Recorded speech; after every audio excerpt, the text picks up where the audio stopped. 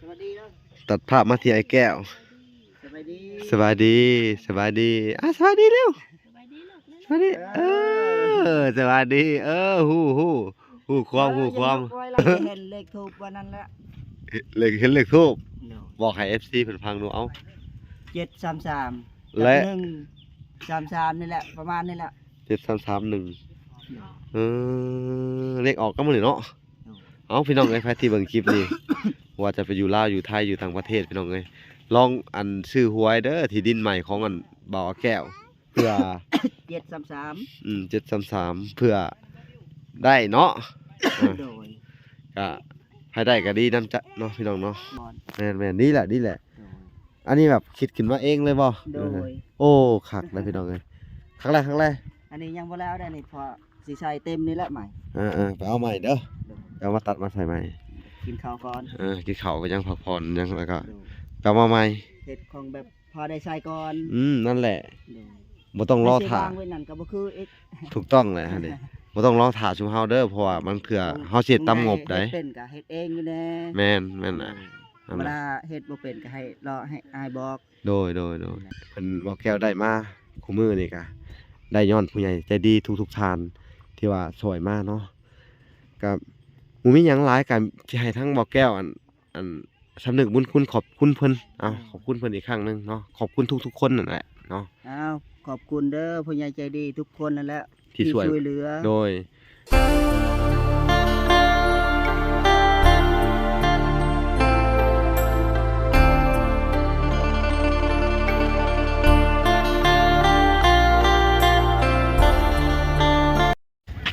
โอเคนะทุกคนกราบสบายดีพ่อแม่พี่น้องเบิดสุขุสุคนเนาะก็ยินดีเข้าสู่ช่อง YouTube เปาหลาสายบุญคุณนะครับคือเก่าเส้นเคยนะทุกคนทักทายสบายดี FC ทางฝั่งไทยและ FC ทางฝั่งลาวและ FC ทั้งต่างประเทศนำเด้อพี่น้องเนาะมื้อนี้ก็อยู่กับช่อง YouTube เปาหลาเนาะพี่น้องก็ได้มาอัปเดตทั้งครอบครัวไอ้แก้วอีกพี่น้องเนาะก็จะมาสอบถามเนาะทางไอ้แก้วเพิ่นเป็นจังไดคัดขึ้นเฮือนใหม่เนาะแล้วก็หลายสิ่งหลายอย่างเนาะโอเคนะทุกคนก็สิได้ไปพบไปพ้อเพิ่นเลยนะพี่น้องเนาะก็ช่วงนี้มันบรรยากาศยามเช้าๆเนาะพี่น้องเนาะโอเคไปพ้อกันเลยพี่น้องพี่น้องทางบ่าวเบ้ยเพิ่นก็สิได้ไปซ่อมจักรยานเพิ่นว่าเป็นจังไดเบ้ยจานมันน่ะบ่จานขดแล้วจานขดเลยพี่น้องนี่มันเบี้ยวนี่โอ้ขี่ไปขี่มากับเบี้ยวเนาะเบ้ยเนาะสบายดีก่อนสบายดีพี่น้องมื้อนี้คือบ่เห็นถ่ายวิดีโอเป็นอะไรช่องพักก่อนวะบ่ได้ถ่ายไม่ถ่ายคุณน้องคือเอาดิวสวัสดีสวัสดีสิไปไสประดาชุ่มไปนั่นมันไอ้เบ้ยบ่บ่เบ้ยกะสิไปซ่อมรถพี่น้องบ่ล่ะก็บ่ได้ไปนำดอกให้ว่าสัญญาเพิ่นพาไปแปลงรถพี่น้องสวัสดีเนาะตัดภาพมาที่ไอ้แก้วสบายดีสบายดีสบายดีสบายดีเร็วสวัสดีสวัสดีฮู้ความเตือนคนตายพี่น้องกะสิมาดินน้ำทางไอ้แก้วเพิ่นพี่น้องขึ้นเฮือนใหม่เนาะตอนนี้บรรยากาศยามเช้าๆพี่น้องทางเปาแก้วแล้วก็ทั้งลูกทั้งแม่ทั้งพ่อเพิ่นพี่น้องจะมาสอบถามมึงว่าเป็นอะไรเมื่อคืนนี่นอนรับฝันดีอยู่บ่เป็นอะไรเมื่อคืนนี่นอนคักหรือบ่คักอยู่ว่าสิมาถามเลขนำได้มื้อนี้บ่มีหยังนะบ่ได้ฟันอีหยังนอนรับอย่างเดียวรับปันตายเลยเนาะเห็นเลขทูบวันนั้นแหละเห็นเลขทูบบอกให้ FC เพิ่นฟังดูเอา733และ133นี่แหละประมาณนี่แหละ7331เลขออกก็มื้อนี้เนาะพี่น้องใครที่เบิ่งคลิปนี้ ว่าจะไปอยู่ลาวอยู่ไทยอยู่ต่างประเทศพี่น้องลองซื้อหวยเด้อที่ดินใหม่ของบ่าวแก้วเพื่อ733 733เพื่อได้เนาะ โดย ก็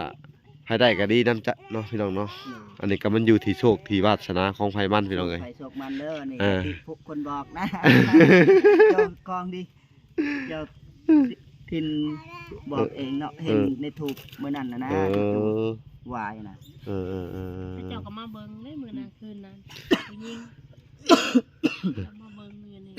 ผู้หญิงนะ ผู้หญิงอ่ะ ตอนกลางคืนนะ เอาไผมาก ลางคืนมื้อใด มือที่เฮาจูดนะ เออ เออไปกับพ่อลูกไปกับพ่อ เดี๋ยวค่อยไปลูก ขึ้นหลังพ่อรอ อ๋อมิดเอาไว้เดี๋ยว พ่อเบิ่ได้พ่อเบิ่ อยากไปนํพ่อเบยล่ะบาดเอา ไปจะได้เข้ากันย่างเอาจะเนาะเขาไปซ้อมรถซื่อๆนะ พ่อเบิ่ไปซ้อมรถเดียวมากคอยขี่ลูก อยากไปนํพ่อเบยแล้วไปซ่อมรถแล้วบัดนี้พี่น้องติดพ่อเบย ติดอาเบยคักแล้วเนาะ โดย ลูกเบาแก้วก็ติดเบาเบยพี่น้องไงอยากไปนํพ่อเบยแล้วพุ่น ได้ไปกับพ่อได้ไปกับพ่อได้ขึ้นหลังพ่อลูกยังไงยัง เดี๋ยวไปซื้อนมเบิดแล้วว่าขนมอ่ะ ไปชื่อนมอย่าให้ลูก เห็นได้ไว้นี่น้องไงก็คือว่าอันไผ่แก้วเพิ่นกะดีขึ้นหนิดนึงน้องไงได้อยู่กระต๊อบแต่ว่าในเรื่องของอันไม่สั่งเขาแล้วเด้อ โดย สั่งเขาให้แล้ว แต่บ่ฮู้ว่าเพิ่นสิมาส่งมื้อใดถ้าเพิ่นสิมาส่งเพิ่นก็บอกอยู่ดอก โดย เนาะ โดย ดีใจอยู่บ่สิได้เสาเฮือน ดีใจบ่คิดบ่พันว่าอยากได้นะ เอ้อบ่คิดว่าพันว่าอยากได้ โดย บ่คิดว่าพันว่าสิได้ สิได้นะ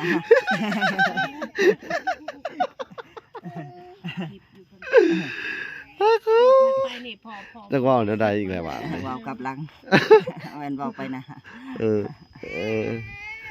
ก็ว่าบ่คิดว่าพันว่าสิได้นี่อันนี้บ่คิดว่าพันว่าอยากได้เอาลูกโอ้ย นั่นสิว่าข่อยหัวหลายเนาะ เอามื้อนี้ ขออภัยเด้อเว้าผิด วิชากัน เอ เว้า อ บ่ค่อยเก่ง เออ เว้ายังบ่เป็น เว้าบ่เป็น อันน่ะกินหยังตอนเช้านี่กินข้าวกันยัง ยังบ่ได้กินข้า ยั ว งเลย อืม ว่าสิลงไปตลาดนั่นแหละ เออ หาซื้อ โดย ไปหยอกกระยางนั่นแหละ อืม ยังคอยไป ในช่วงนี้ก็อันแบบว่าเฮ็ดแถวเวียกบ้านให้มันแล้วก่อนเนาะ โดย เจ้าเฮ็ดหยังอยู่ตอนนี้ เฮ็ดมันเสียไว้ถ้วย ไป ไปเบิก เขาเฮาเฮ็ดอันเฮ็ดเวียกบ้านแล้วก่อนตั้งใจไปหาอยู่หากินเด้อบัดนี้เด้อ นี่แหละนี่ โดย เฮ็ดมื้อเช้านี่ โอ้ พอไว้ถ้วยไว้พวกคล้องนะพวกกระโตกพวกอหยังยันมานะ ถูกต้องเลยเฮ็ดจังซั่นเลยแม่น พอเฮ็ดชั่วคราวก่อน เฮ็ดชั่วคราว พอได้งก่อน แม่นนี่แหละ โดย อันนี้แบบคิดขึ้นมาเองเลยบ่ โดย โอ้คักนะพี่น้องเอ้ยครั้งแรก อันนี้ยังบ่แล้วได้นี่พอสิใช้เต็มนี่แหละใหม่ ไปเอาใหม่เด้อ โดย เอามาตัดมาใส่ใหม่ กินข้าวก่อน กินข้าวก็ยังพักผ่อนยังแล้วก็ โดย กลับมาใหม่ เฮ็ดของแบบพอได้ใช้ก่อน นั่นแหละ โดย บ่ต้องรอ ไม่ใช่ ถ่า วางไว้นั่นก็บ่คืออีก ถูกต้องเลยฮะเด้บ่ต้องรอถ่าชุมเฮาเด้อเพราะว่ามันเถื่อเฮาสิเฮ็ดตามงบได้ เฮ็ดเป็นก็เฮ็ดเองอยู่แน่ แม่นน่ะนั่น เว แหละ ลาเฮ็ดบ่เป็นก็ให้รอให้อายบอก โดยเพราะว่างบชุมเฮามันก็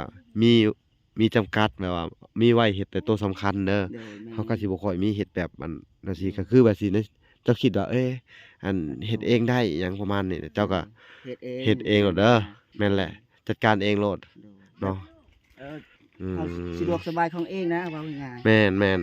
ในเมื่ออัน ๆเฮาก็ได้ซ้ำนี่ก็บุญแล้ว โดยแม่นแหละดีใจอยู่บ่ ดีใจ ได้ซ้ำนี่เนาะเข้าของยังหมอแหกยังไงล่ะมีครบเบิดหมอหนึ่งพี่น้องทางว่าหลักก็ได้ซื้อมาแล้วก็ ก็ไว้แถวนี้ละตอกกระบอกตะปูมงใดห้อยไว้ก็ห้อยไว้ก่อน แม่นเนาะ คือเมื่อคืนนี่เห็นไหมมีลมมาโอ้ปลิวไปวัด ปิว บ่มีหม้อไว้เด้ โอ้ เจียวพริกเจียวหยังโอ้เสียดายเนาะ เจ้า ข พริก องเฮาซื้อเนาะ แม่นนั่นแหละกูจักเสียดายของกูจักดูแลของเด้อ โดย เพราะว่าผู้ใหญ่เพิ่นซื้อให้แล้วเขาก็ต้องดูแลเอาเนาะ มาแม่นสิทิ้งสิปะเดี๋ยวของเสียเงินอยู่แล้วเนาะเฮาบ่ได้ไปขอของเพิ่น โดยก็ เขาก็รับไปสอบแน่ แม่นแหละในเมื่อเพิ่นซื้อให้ก็คือเฮาเว้าแหละ เมื่อเพิ่นซื้อให้แล้ว ก็เฮาก็ต้อง รัษาเอา บำรุงรักษาเอาต้องนึกถึงพระคุณเพิ่นเด้อ นึกถึงตอนเฮาบ่มีนะ แม่นก็ ได้ซ้ำนี้แล้วก็ยังบุญ แม่นเพราะว่าการที่เพิ่นช่วยเฮานี่คือเฮาเว้ากับเจ้าแรกๆนั่นแหละเนาะ โดย เพิ่นก็ผู้ที่ช่วยฮะเพิ่นบ่ได้หวังอิหยังเด้อ โดย แล้วเพิ่นบ่ได้หวังอิหยังจากชุมเจ้าดอก โดย ก็มีแต่ว่าให้ชุมเจ้านั่นอันบำรุงรักษาเอาเนาะบ่ว่าจะเป็นที่ดินเรือนซ่านถ้าสมมุติว่าสร้างขึ้นมาได้เนาะ โดย เข้าของเป็น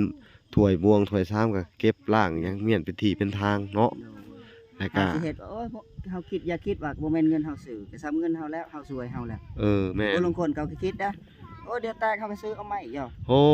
บ่ได้เด้คิดว่า บ่ จะ ได้เป็นนั่น โดย เอาสมมุตินะ อย่าไปคิดเป็นนั่นน่ะ โดย อย่าไปเฮ็ดคือเขา แม่นโอ้ดีแหละแก้วเอ้ย นี่แหละเฮาก็คิดบุญละเขาช่วยซำนี้เนาะ โดย ใจเขาช่วย อันถ้าบ่มีเพิ่นช่วยเฮาก็สิบ่ได้ อืม แบบนี้ดอก แม่นแหละก็เพราะว่าเงินทุกมื้อนี่มันหายากแล้วก็ อันนั้นผู้ใหญ่นั่นเมื่อเช้านี่ที่มานี่ก็โอ้อยู่นี่สบายเนาะว่า อืม เพิ่นว่าสิเอาไก่มาให้จัก2โตนะให้เลี้ยงอยากเลี้ยงบ่อยากแล้วให้ทามาให้ก็สะดุว่า โดยแม่นแหละ เราสิไปให้พวกอะไรอันนั้นเบียร์ยังมะม่วงบ่สิให้ผูก นั่นแหละ ตามแล้วว่ามีอยู่ เออ เอาบ่เอาแล้วแห่งมักแล้วว่า โอ้ดีแหละ อันผู้ใหญ่ สิปลูก เพิ่น เสร็จนี่แหละ โดยปลูกปฏิไว้กะถ้าเกิดว่ายังบ่มีหัวหรือว่ามีหยังเขาก็ไปหาตัดละหัวมาเฮ็ดเองเด้อ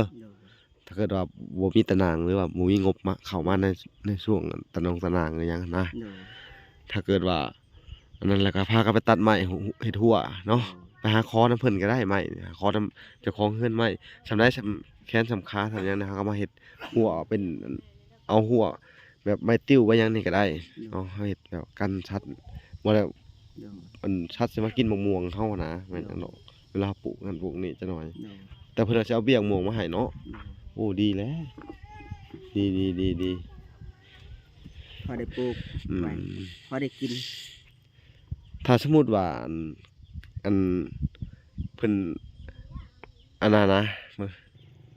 เนาะหลังจากที่ก็ได้บอกเพิ่นพี่น้องเอ้ยในสิ่งที่อันเพิ่นบ่ฮู้เนาะบางเทื่อก็สิ่งที่เพิ่นฮู้ก็บ่ล่ะก็สิบ่ได้บอกเนาะก็ได้บอกแต่สิ่งที่เพิ่นบ่ฮู้เขาก็สิได้บอกเพิ่นแนะนำเพิ่นนํเนาะพี่น้องเอ้ยก็ถือว่าเป็นการแนะนำเพิ่นพี่น้องเอ้ยเพราะว่าบางเทื่อก็ให้แก้วเพิ่นก็อาจสิไปอยู่ไปไทยดนแหละก็อันมาทางบ้านเฮาก็อาจสิบ่ฮู้ในบางอย่างเนาะในบางสิ่งบางอย่างเพิ่นก็บ่ฮู้คือว่าล่ะว่าแหละเนาะ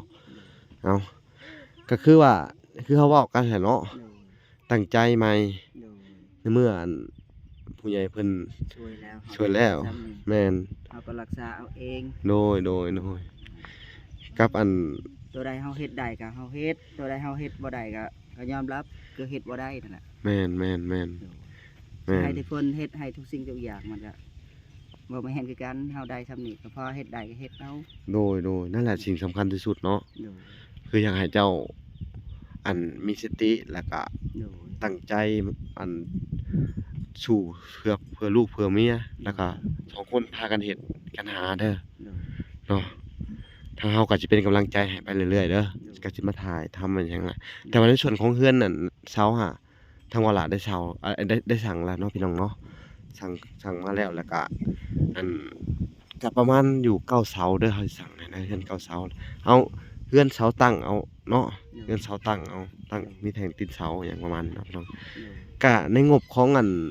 ทางแม่ทอนแก้วเด้อแม่ทอนแก้วจาก USA เพิ่นก็ได้ฝากมาให้เบาหลาเนาะ200กับปรีแล้วก็สิมีทั้งงบของอันแม่จันน้อยเพิ่นก็ฝากมาเพิ่มเติมอีกเนาะก็พอดีเป็น140เนาะ149เซนอหยังประมาณนี้แหละเนาะก็ต้องขอบคุณเพิ่นทั้งสองท่านเนาะผู้ใหญ่ใจดีที่อันคอยช่วยเหลือเบาหลามาตลอดแล้วก็ทุกๆเคสก็เพิ่นก็ช่วยเหลือมาตลอดพี่น้องเอ้ยเนาะแล้วก็ทั้งแม่ตู้เพิ่นก็ฝากมาตุ้นไว้ให้เวลาพาเจ้านั่นแหละไป หาหมอในยามจำเป็นอหย่างเด้อกะผู้แหละบัดยามเจ็บไข้ได้พยาธิหรือว่าอย่างอื่นยามจำเป็นกะที่ได้ใช้ในส่วนนั้นเนาะเฮาก็ต้องเฮ็ดตามอันจุดประสงค์ของเพิ่นเด้อเนาะแต่ว่าบ่ล่ะก็สิได้อันเฮ็ดอยู่กับในสิ่งที่เพิ่นขาดอีหลีบ่มีอีหลีบ่ล่ะก็จะได้เฮ็ดตามนั้นเนาะสมมุติว่าคือไม้บ่พออิหยังต่างๆเล็กน้อยๆสินะเนาะคือไปสิแล้วนี่คือโครงหลังคาอหยังเจ้าเมื่อวานนี่ก็บ่พออันในส่วนของไม้เนาะบ่ล่ะก็จัดแจงให้เนาะก็ยังดีที่ว่ามีผู้ใหญ่เพิ่นยังฝากเงินมาตุนไว้เนาะบ่ล่ะก็ได้ใช้ตามจุดประสงค์ของเพิ่นพี่น้องเอ้ยเนาะแล้วก็ในส่วนของผ้าแถบก็เป็นของกันทางแม่ดอกแก้วแก้วจำปาคือเก่าพี่น้องเอ้ยเนาะก็คือว่าต่อไปนี่ก็อันงบมันก็สิมีส่ำนี้แหละมันก็สิได้แต่อันเสากับไม้แล้วก็อันงบต่อไปก็แล้วแต่บุญวาสนาเจ้าแหละว่าบ่ฮู้ว่าไผสิอันมาเพิ่มเติมอีกหั้นนะ